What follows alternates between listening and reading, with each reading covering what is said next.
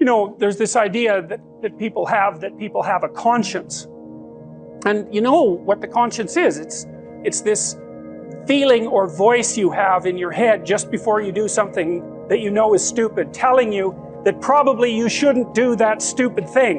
You don't have to listen to it, strangely enough. But you go ahead and do it anyways, and then, of course, exactly what the conscience told you was going to happen inevitably happens, so that you feel even stupider about it than you would if it happened by accident. Because you know, I knew this was going to happen, I got a warning it was going to happen, and I went and did it anyways. And the funny thing too is that conscience operates within people, and we really don't understand what the hell that is. So you might say, well, what would happen if you abided by your conscience for 5 years or for 10 years? What sort of position might you be in? What sort of family might you have? What sort of relationship might you be able to forge? And you can be bloody sure that a relationship that's forged on the basis of who you actually are is going to be a lot stronger and more welcome than one that's forged on the basis of who you aren't. Now, of course, that means that the person you're with has to deal with the full force of you in all your ability and your catastrophe, and that's a very, very difficult thing to negotiate. But if you do negotiate it, well, at least you have something, you have somewhere solid to stand, and you have somewhere to live, you have a real life, and it's a great basis upon which to bring children into the world, for example, because you can have an actual relationship with them instead of torturing them half to death, which is what happens in a tremendously large minority of cases. Well, it's more than that too, because, and this is what I'll close with, and this is why I wanted to introduce Solzhenitsyn's writings to you, you see, because it isn't merely that your fate depends on whether or not you get your act together and to what degree you decide that you're going to live out your own genuine being. It isn't only your fate, it's the fate of everyone that you're networked with. And so, you know, you think, well, there's 7 billion people in the world. We're going to peak at about 9 billion, by the way, and then it'll decline rapidly, but 7 billion people in the world, and who are you? You're just one little dust mote among that 7 billion, and so it really doesn't matter what you do or don't do, but that's simply not the case. It's the wrong model, because you're at the center of a network. You're a node in a network. Of course, that's even more true now that we have social media. You'll know 1,000 people, at least, over the course of your life. And they'll know 1,000 people each, and that puts you one person away from 1 million, and 2 persons away from 1 billion. And so that's how you're connected, and the things you do, they're like dropping a stone in a pond. The ripples move outward, and they affect things in ways that you can't fully comprehend, and it means that the things that you do and that you don't do are far more important than you think. If you can teach people to stand up in the face of the things they're afraid of, they get stronger. And you don't know what the upper limits to that are, because you might ask yourself, like, if for 10 years, if you didn't avoid doing what you knew you needed to do, by your own definitions, right, within the value structure that you've created, to the degree that you've done that, what would you be like? Well, you know, there are remarkable people who come into the world from time to time, and there are people who do find out over decades-long periods what they could be like if they were who they were, if they spoke their being forward. And they get stronger and stronger and stronger, and we don't know the limits to that. We do not know the limits to that. And so you could say, well, in part, perhaps the reason that you're suffering unbearably can be left at your feet, because you're not everything you could be, and you know it. And of course, that's a terrible thing to admit, and it's a terrible thing to consider, but there's real promise in it, right? Because it means that perhaps there's another way that you could look at the world, and another way that you could act in the world, so what it would reflect back to you would be much better than what it reflects back to you now. And so if your life isn't everything it could be, you could ask yourself, well, what would happen if you just stopped wasting the opportunities that are in front of you? You'd be, who knows how much more efficient? 10 times more efficient, 20 times more efficient. That's the Pareto distribution. You have no idea how efficient people get. It's off the charts. Well, and if we all got our act together collectively and stopped making things worse, because that's another thing people do all the time, not only do they not do what they should to make things better, they actively attempt to make things worse because they're spiteful or resentful or arrogant or deceitful or homicidal or genocidal, or all of those things all bundled together in an absolutely pathological package. If people stopped really, really trying just to make things worse, we have no idea how much better they would get just because of that.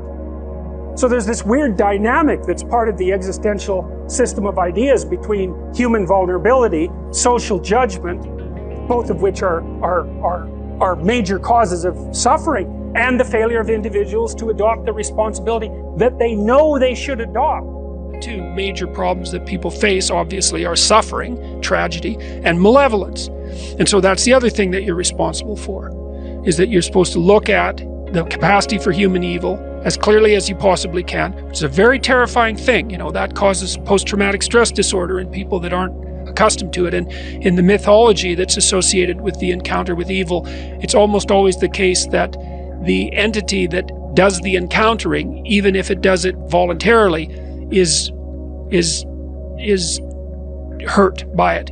The idea would be that if you can face the malevolence and you can face the suffering, then that opens the door to your maximal potential. And then the optimistic part of that is, and this is why it's so useful to peer into the darkness, let's say, the optimistic part of that is that although the suffering is great and the malevolence is deep, your capacity to transcend it is stronger.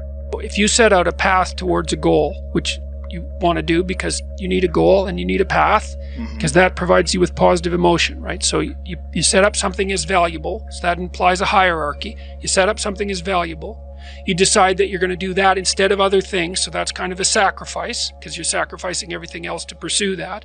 And then you experience a fair bit of positive emotion and meaning as you watch yourself move towards the goal. And so the implication of that is the better the goal, the more full and rich your experience is going to be when you pursue it. So that's one of the reasons that's one of the reasons for developing a vision and for fleshing yourself out philosophically, because you want to aim at the highest goal that you can manage. Okay, so you do that, and then what you'll find is that as you move towards the goal, there are certain things that you have to accomplish that frighten you. You know, maybe you have to learn to be a better speaker, a better writer, a better thinker, or you have to be better to people around you, or you have to learn some new skills and you're afraid of that. Whatever, because it's going to stretch you if you pursue a goal, and so that'll put you up against challenges.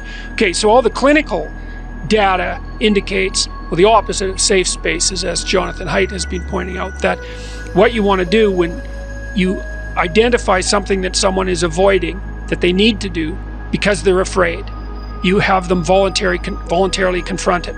And so you break it down. What you try to do if you're a behavior therapist is you break down the thing they're avoiding into smaller and smaller pieces until you find a piece that's small enough so they'll do it. And it doesn't really matter as long as they start it. You know, then they can put the next piece on and the next piece. And what happens is they don't get less afraid exactly, they get braver. They get it's like there's more of them. And here's why. So imagine you do something new, and that's informative, right? There's information in the action, and then you can incorporate that information and turn it into a skill and turn it into a transformation of your perceptions. So there's more to you because you've tried something new. So that's one thing. The second thing is, and there's good biological evidence for this now, that if you put yourself in a new situation, then new genes code for new proteins and build new neural structures and new nervous system structures. Same thing happens to some degree when you work out, right? Because your muscles are responding to the load, but your nervous system does that too. So you imagine that there's a lot of potential you locked in your genetic code. And then if you put yourself in a new situation, then the stress, that's the situational stress that's produced by that particular situation, unlocks those genes and then builds new parts of you. So that's very cool, because who knows how much there is locked inside of you. Okay, so now here's the idea. So let's assume that scales as you take on heavier and heavier loads. That more and more of you get more and more informed because you're doing more and more difficult things, but more and more of you gets unlocked. And so then what that would imply is that if you got to the point where you could look at the darkest things, so that would be the abyss, right? That would be the deepest abyss. If you could look at the harshest things, like the most brutal parts of the suffering of the world and the malevolence of people and society, if you could look at that straight and directly, that would turn you on maximally. And so that's the idea of rescuing your father, because imagine that you're like the potential composite of all the ancestral wisdom that's locked inside of you biologically. But that's not going to come out at all unless you stress yourself, unless you challenge yourself. And the bigger the challenge you take on, the more that's going to turn on. And so that as you take on a broader and broader range of challenges and you push yourself harder, then more and more of what you could be turns on, and that's equivalent to transforming yourself into the ancestral father, because you're like what would you call it? You're the consequence of all these living beings that have come before you, and that's all part of your biological potentiality. And then if you can push yourself, then all of that clicks on, and that turns you into who you could be.